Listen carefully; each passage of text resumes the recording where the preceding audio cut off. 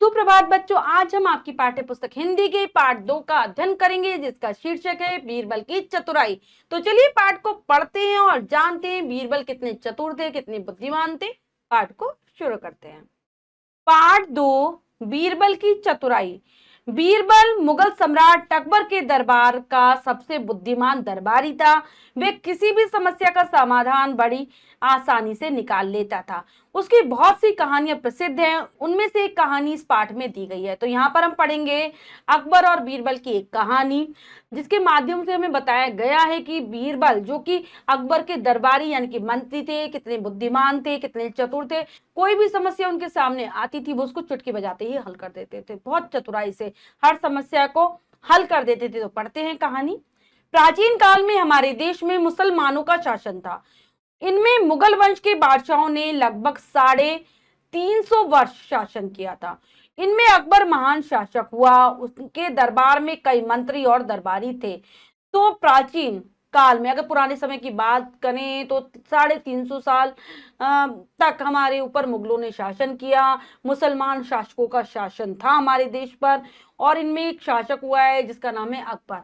बहुत ही महान था, बहुत ही अच्छा शासक था। उनके दरबार में कई सारे मंत्री थे, कई सारे दरबारी रहा करते थे, और उनमें से कुछ को उनके विशेष गुणों के आधार पर रत्न की संज्ञा दी गई थी। दरबार में ऐसे मंत्री और दरबारी कुल 9 थे, जिन्हें अकबर के दरबार के नवरत्न कहा जाता था। तो मतलब कुछ मंत्री उसमें ऐसे भी थे जिनके अंदर बहुत सारे गुण थे, अच्छे अच्छे गुणों के वो मालिक थे, जिनके कारण उनको रत्न कहा जाता था। रत्न कहा जाता था, और ऐसे 9 व्यक्ति थे, इसलिए अकबर के दरबार के नवरत्न बहुत प्रसिद्ध हैं बच्चों। ये सभी अति विशिष्ट कार्यों में निपुण थे।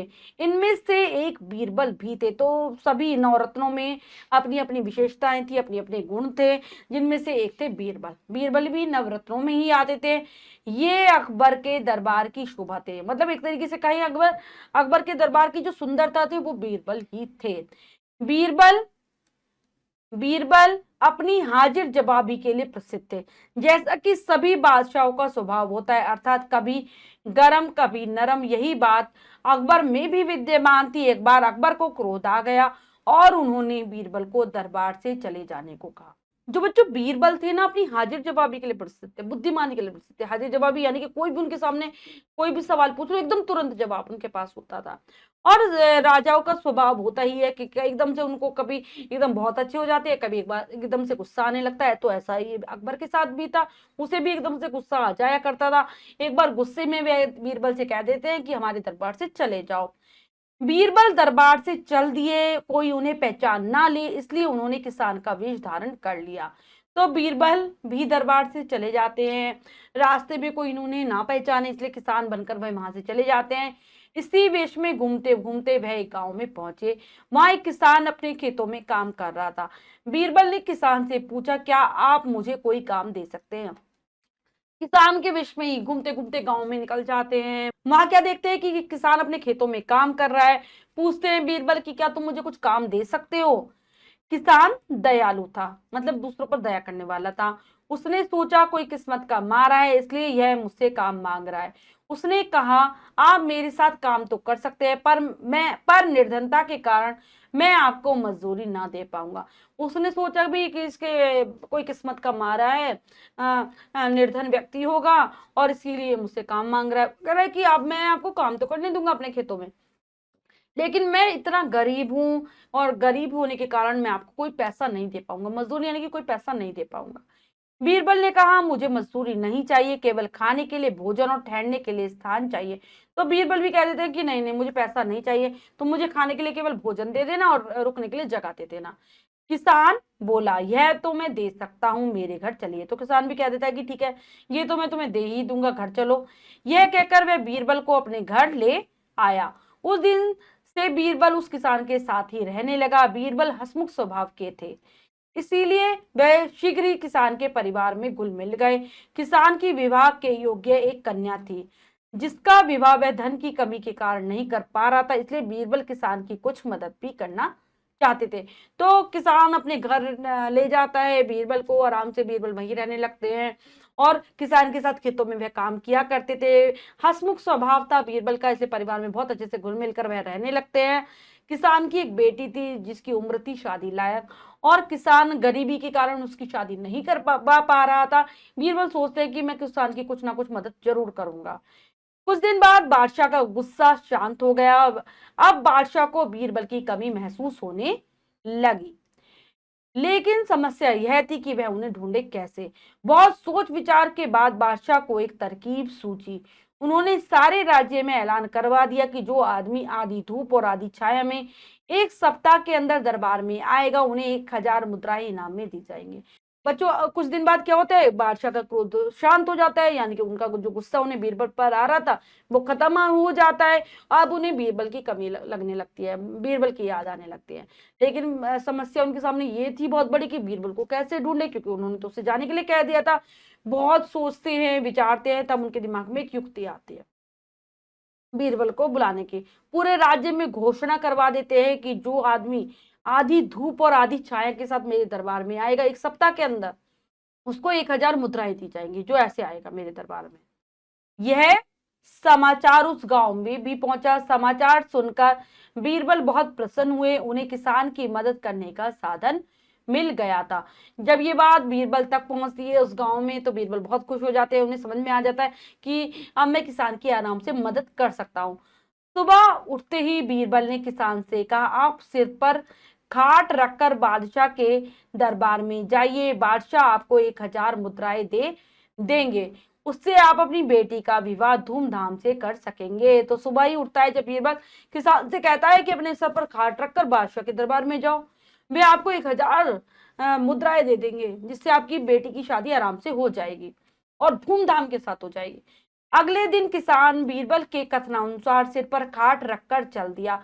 खाट के कारण उसके ऊपर धूप और छाया दोनों पड़ रही थी। रास्ते में उसे जो भी देखता वही उस पर हंसता, छींटाकशी करता, लेकिन किसान किसी की भी परवाह किए बिना चलता ही गया। तो अगले दिन जैसा बीरबल ने कहा था, किसान वैसे ही करता, अपने सिर पर खाट रखकर बादशाह के दरबार की ओर चल देता है। खाट के कारण उसके सिर पर आधी धूप थी, आधी छाया थी, और रास्ते में जो भी उसे देखता था हंसने लगता था, उसे बुरी बुरी बातें करने लगता था, मजाक उड़ाने लगता था उसका। लेकिन किसान किसी की भी चिंता नहीं करता, जो बोल रहा है उसको बोलने देता है, और वह बादशाह के दरबार में पहुंच जाता है। अंत में वह बादशाह के दरबार पहुंच गया और बादशाह से बोला, जहांपनाह, मैं आपके प्रश्न का उत्तर लाया हूँ। पहुंच जाता है दरबार में, कहता है मैं आपके प्रश्न का उत्तर लाया हूँ। तो अकबर को यह समझते देर न लगी कि बीरबल इसी के यहाँ होंगे। बादशाह ने किसान को 1000 मुद्राएं इनाम में दे दी। इनाम पाकर किसान खुशी खुशी अपने गांव लौट आया। तो बादशाह अकबर भी अच्छी से समझते थे कि उनके प्रश्न का उत्तर केवल बीरबल ही दे सकते हैं, इसीलिए वे समझ जाते कि बीरबल जरूर किसान के यहाँ ही होंगे। किसान को 1000 सोने की मुद्राएं इनाम में दे देते हैं और वह किसान अपने गाँव वापस लौट आता है। अगले दिन बादशाह अपने मंत्री और सेनापति के साथ उस गांव में गए और बीरबल को ससम्मान वापस दरबार में ले आए। अगले दिन बादशाह भी उस किसान के घर जाते हैं, बीरबल को पूरे सम्मान के साथ, आदर के साथ वापस अपने दरबार में ले आते हैं। तो बच्चों, ये पाठ हमें क्या शिक्षा देता है, क्या सिखाता है? संकट के समय समझदारी से काम लेना चाहिए। जब भी हमारे ऊपर मुसीबत आए तो हम घबराए नहीं, बल्कि बहुत धैर्य के साथ, हिम्मत के साथ उसका सामना करें। उद्देश्य क्या है? बच्चों को दयालु भावना की ओर प्रेरित करना। बच्चों, ये पाठ हमें यही सिखाता है कि हमें दयालु बनना चाहिए, हमें दूसरों पर दया करने वाला होना चाहिए। अब हम पाठ के शब्दार्थ कर लेते हैं। दरबार, राजा की सभा। मंत्री, राजा का सलाहकार। दरबारी, दरबार के सदस्य। रत्न, महत्वपूर्ण या मूल्यवान वस्तु। निपुण, कुशल। शोभा, सौंदर्य। हाजिर जवाबी, तुरंत उचित उत्तर देने का गुण। दयालु, दया से युक्त व्यक्ति। किस्मत का मारा, भाग्यहीन। निर्धनता, गरीबी, धनहीनता। हसमुख, प्रसन्न रहने वाला। ऐलान, घोषणा। खाट, चारपाई। चिंता, कशी, व्यंग्य। ससम्मान, सम्मान के साथ। तो ये हैं पाठ के शब्दार्थ, इन्हें अच्छे से याद कर लेंगे। अभ्यास कार्य कर लेते हैं। क्या सीखा में से?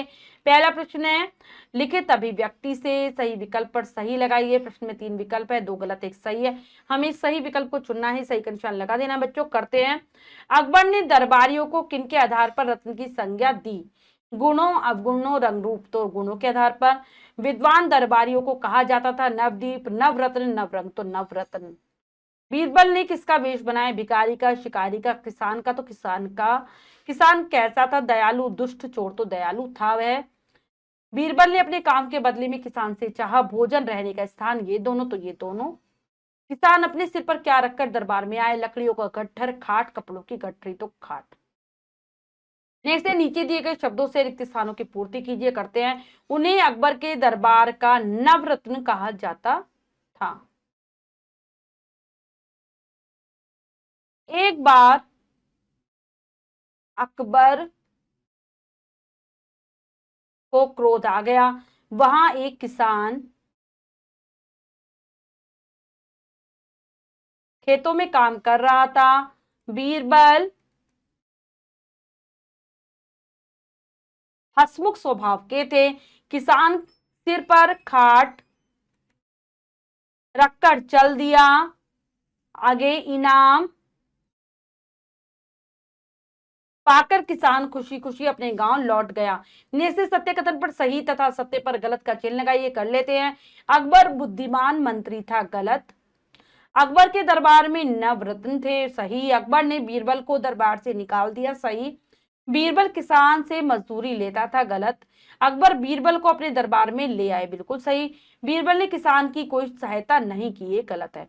नेक्स्ट है, निम्नलिखित को सुमेल कीजिए। दो कॉलम है, और बा मिलान करना है। करते हैं। बादशाह अकबर, नौ दरबारी, नवरत्न, बुद्धिमान बीरबल, गरीब किसान और विवाह योग्य कन्या। तो ये हो गया हमारा कार्यपूर्ण। अगला प्रश्न है, निम्नलिखित प्रश्नों के उत्तर दीजिए। इन प्रश्नों के उत्तर आप स्वयं देने का प्रयास करेंगे। कार्य अपनी अभ्यास पुस्तिका में कर लेंगे। नेक्स्ट है, किसने किससे कहा? बच्चों यहाँ पर कुछ वाक्य लिखे हुए हैं, हमें बताना है किसके द्वारा और किसको कहे गए हैं। मुझे मजदूरी नहीं चाहिए, ये किसने कहा? बीरबल ने। किससे कहा था? किसान से।